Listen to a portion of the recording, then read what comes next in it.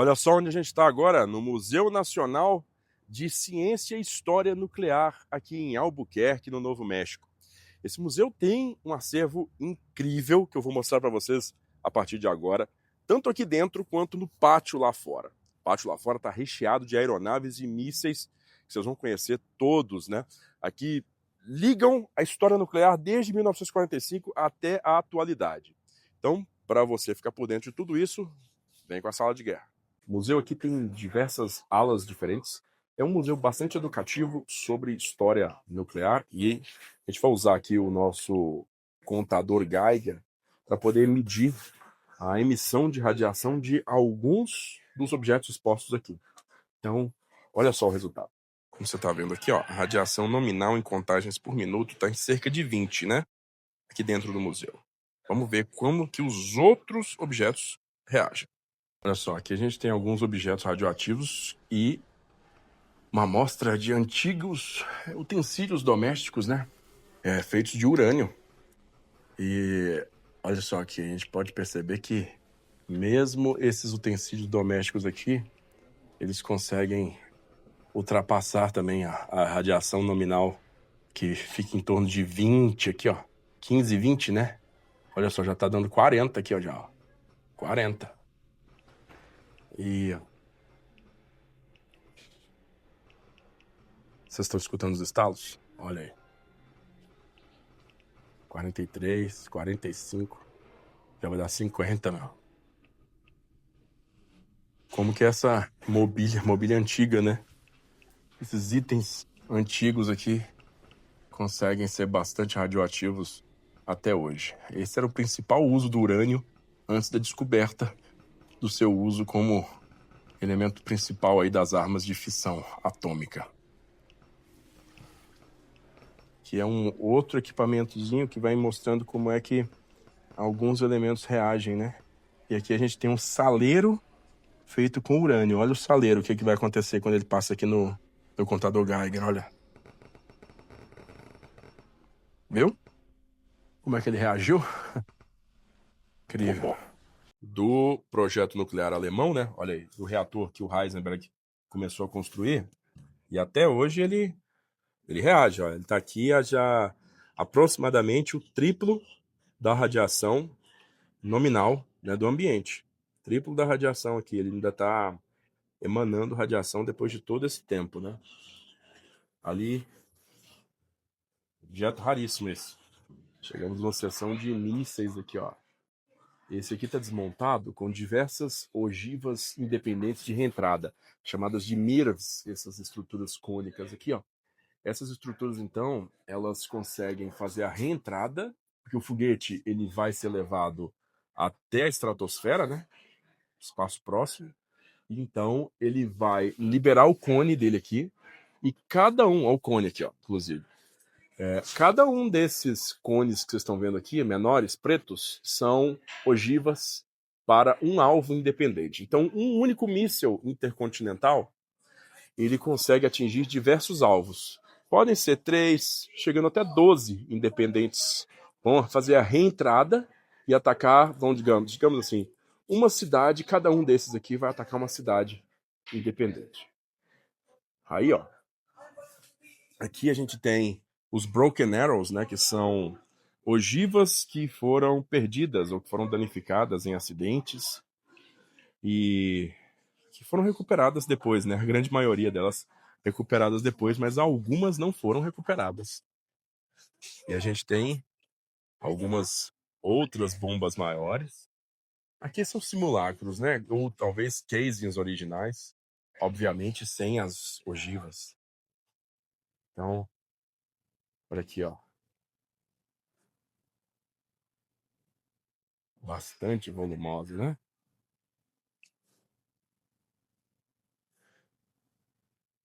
Os mísseis Trident, que são mísseis usados em submarinos, lançadores nucleares.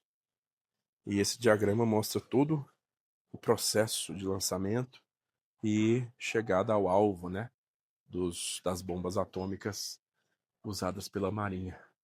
Lá fora a gente vai ver um dos canhões nucleares, cara, daqui a pouco. Agora vamos para a parte externa do museu aqui, que é a parte que todo mundo está esperando, né? Olha isso aqui. Amostra de aeronaves. Ah, todas as aeronaves da era nuclear, que a gente vai conhecer um a um agora. Bombardeiros nucleares são o reflexo mais perfeito da inovação tecnológica aplicada na prática. A gente sabe muito bem a história desses aviões aqui. Uma história que talvez você não conheça é dessa camisa aqui. Essa aqui é a camisa Future Form da Insider. Também extremamente recheada de inovações tecnológicas. Dá uma olhada nesse tecido que é basicamente elástico. Você já viu uma camisa com tecido elástico? Que se adapta ao seu corpo e também aversa a líquido. Se um líquido derrama, que ele passa direto pela camisa sem deixar marcas. Imagina você utilizando essa camisa e o melhor de tudo, comprando com desconto nesse mês de outubro, com desconto da Sala de Guerra, que vai te dar até 12% de desconto, combinando também com os descontos que já estão no site, você chega até 35% de desconto nas compras de produtos Insider.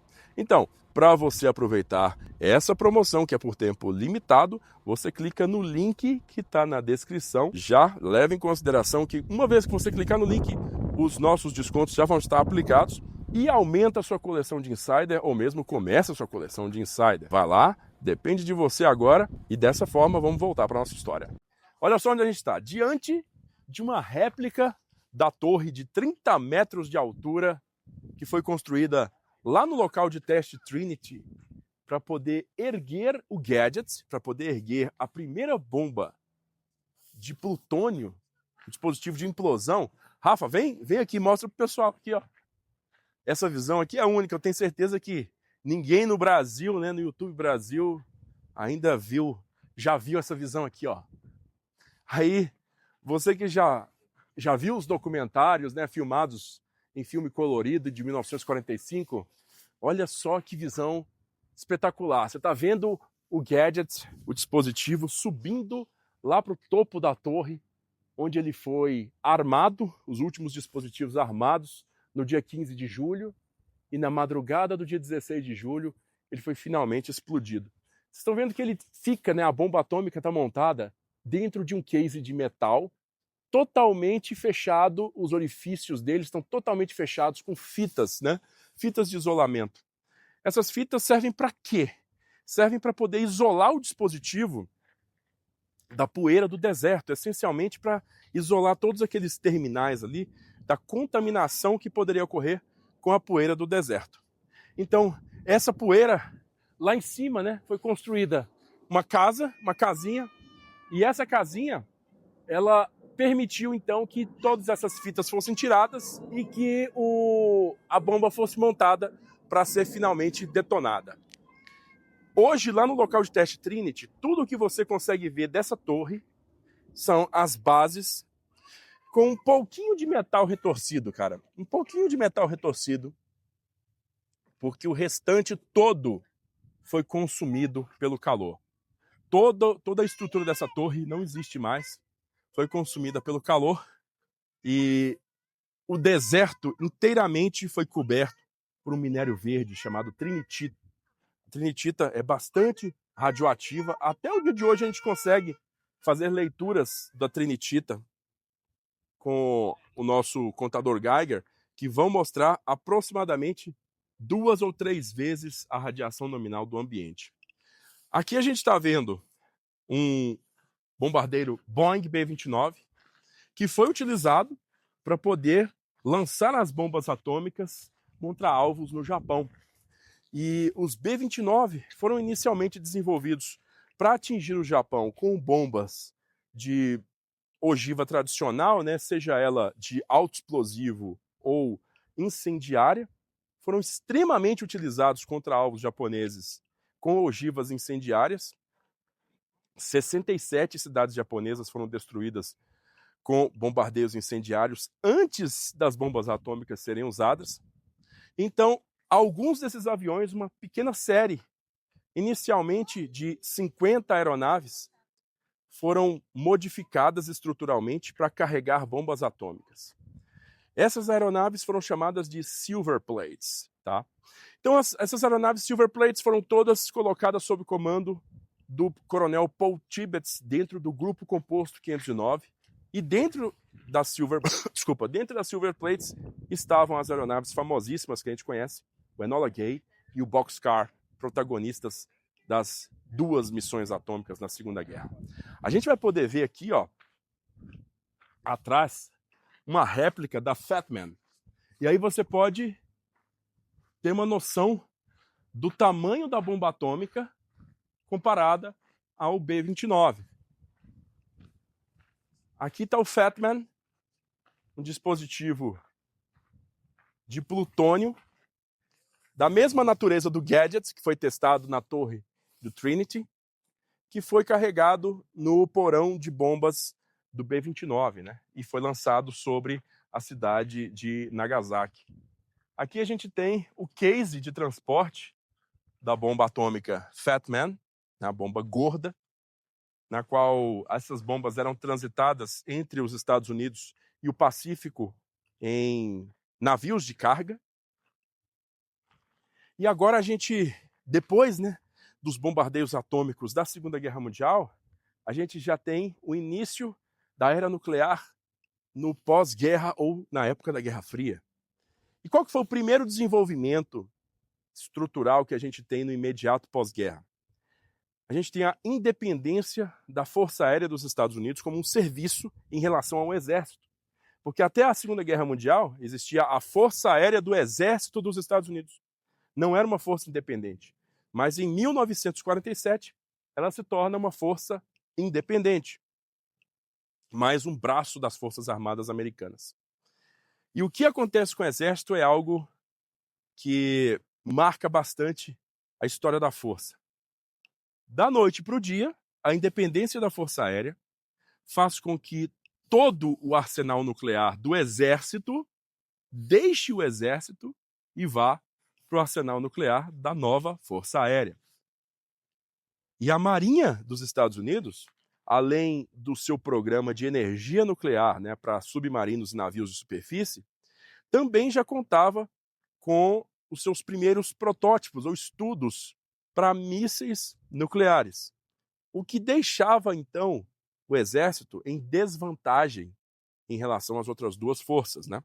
Você tem uma marinha nuclear e uma força aérea nuclear e um exército que não tem arsenal nuclear. Para isso, então, os generais simplesmente criaram uma doutrina de uso de armas nucleares em ambiente tático, ou as armas nucleares táticas, resultando nisso aqui que vocês estão vendo. Esse aqui é o canhão nuclear conhecido como Atomic Annie.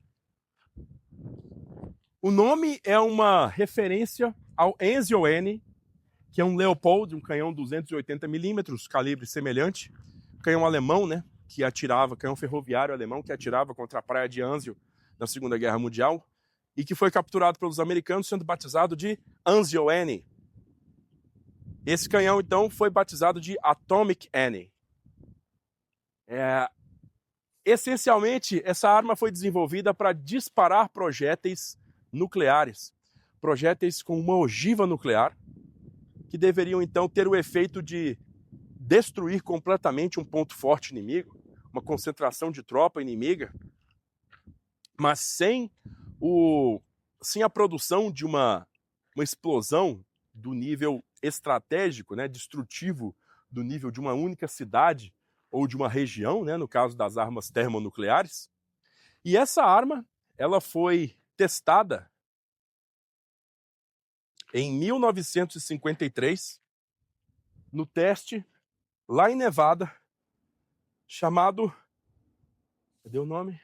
Esse aqui é a Operação Grapeshot. Esse é o teste Grapeshot, que foi registrado lá em Nevada no dia 25 de maio de 53. O teste do projétil atômico, canhão Atomic Annie. Inclusive existe esse teste numa filmagem colorida, né, foi restaurado recentemente aí. E você pode acompanhar esse teste na integridade. É uma visão realmente incrível você ver uma arma desse tamanho disparando um projétil e ele impacta bem mais adiante e a explosão nuclear, então, ela é registrada, né? Mais ou menos nessa mesma era, pessoal, começo dos anos 50, a gente tem aquela missão secreta de um avião espião norte-americano que fotografa lá no norte da União Soviética uma base perto de Leningrado com uma frota imensa de bombardeiros Myasishchev M4. E lá nos Estados Unidos, aqui nos Estados Unidos, na verdade, essa foto ela gera uma crise imensa, que é a famosa crise do Bomber Gap, ou da brecha dos bombardeiros, que a Força Aérea dos Estados Unidos usa essa foto como motivo para conseguir uma dotação orçamentária muito grande do governo para construir uma frota, essencialmente uma frota de milhares de novos bombardeiros nucleares. Esses que vocês estão vendo aqui, ó, principalmente, os novos B-52 Stratofortress. Então esses aviões aqui, essencialmente levam os Estados Unidos à capacidade nuclear global, né? Eles têm capacidade de acertar qualquer alvo em qualquer lugar do mundo. Então, os B-52 são até hoje aviões que estão na ponta de lança da arma de bombardeio da Força Aérea Norte-Americana e que vão completar provavelmente um século de operações junto com a Força Aérea dos Estados Unidos. Vai ser a primeira aeronave a atingir esse tipo de marca, né? Um século de operações. Hoje, os tripulantes desse avião aqui são os netos dos tripulantes originais. Meu avô pilotava isso, o cara pode falar, né? E hoje ele pilota isso. A gente vai ter aqui atrás também diversos mísseis balísticos intercontinentais, tanto mísseis utilizados pelo Exército, quanto mísseis utilizados pela Marinha. Importante a gente dizer que, uma vez que o canhão atômico foi testado lá em Nevada, sua aplicabilidade real no campo de batalha foi tida como ineficaz, como bastante cara e com resultados pobres. Então, o Exército desistiu da artilharia nuclear em prol dos mísseis. Então, a Força Aérea e o Exército desenvolvem mísseis para que se mantenha a tríade nuclear em funcionamento. A chamada tríade nuclear é a combinação de bombardeiros estratégicos. Olha ali, a gente está vendo a torre de um submarino lançador de mísseis, né, um SSBN, e também os mísseis nucleares, que a gente está vendo alguns ali atrás, os mísseis balísticos. São 3 formas de se lançar armas atômicas que apenas um pequeníssimo grupo de países hoje detém a tríade nuclear, né? É os Estados Unidos, a Rússia, a China e eu creio que a Índia. Tá? Eu creio que a Índia. Não estou certo se a Índia mantém a tríade nuclear em funcionamento. Né?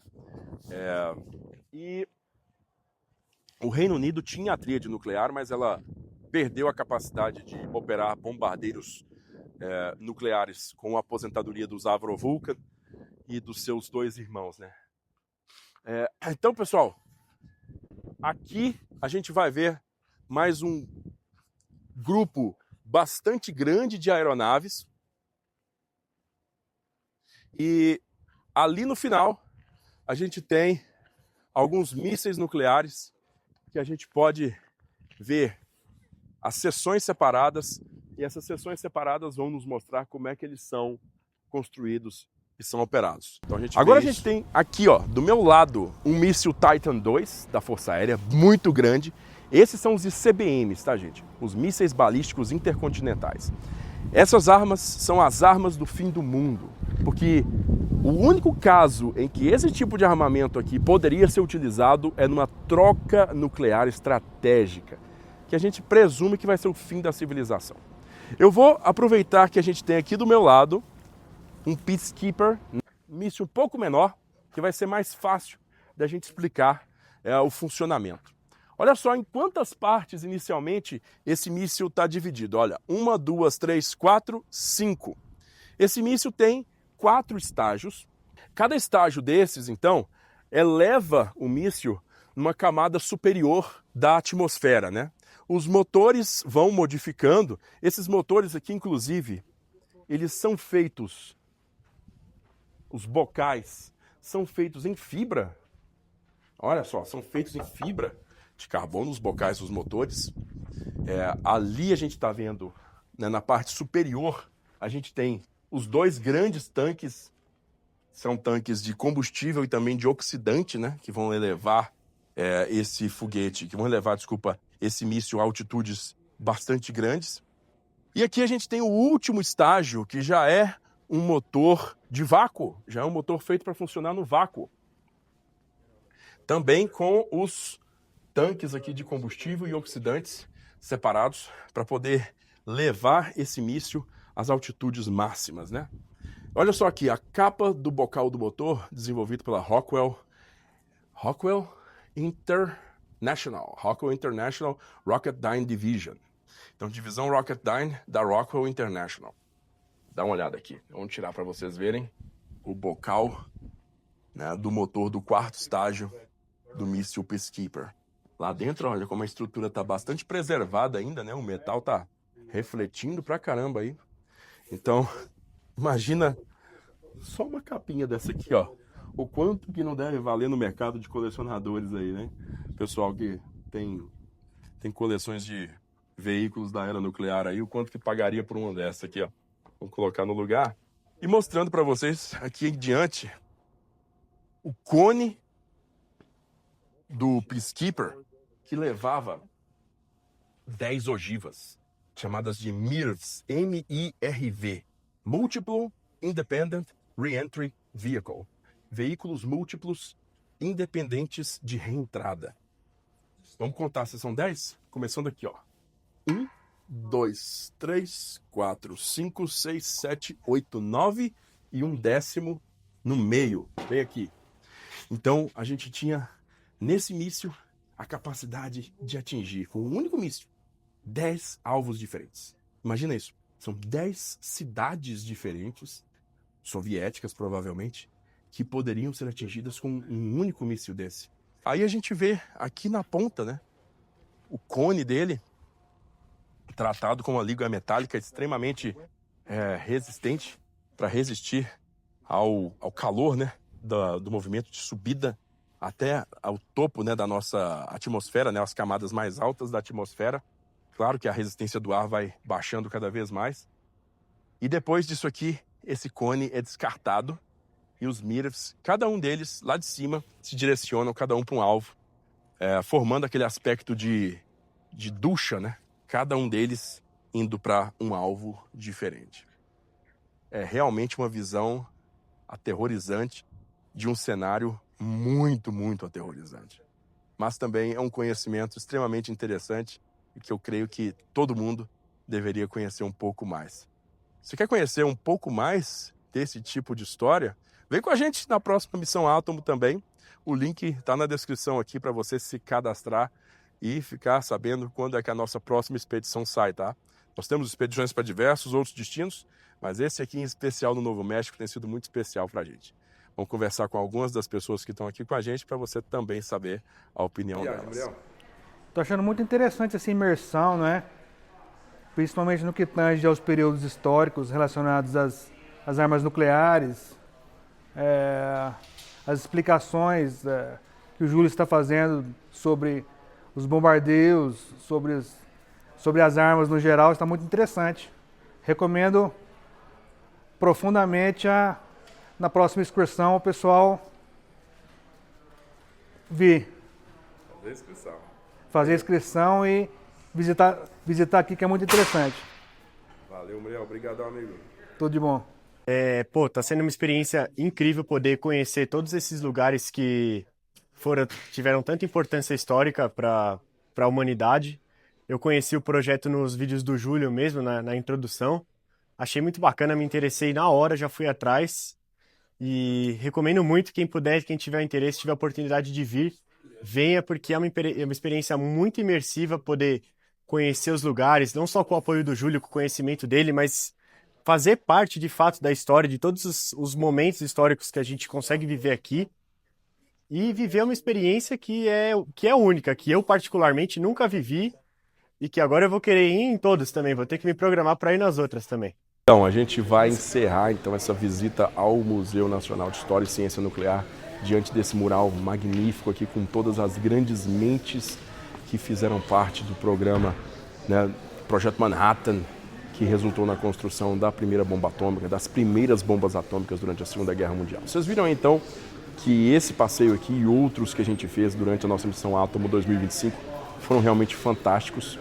E eu convido, mais uma vez, todo mundo que está aí, está interessado em vir conhecer essa história de perto, a fazer parte da nossa próxima missão, tá?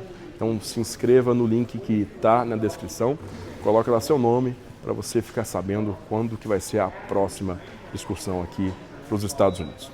Aquele abraço para você da Sala de Guerra e a gente se vê.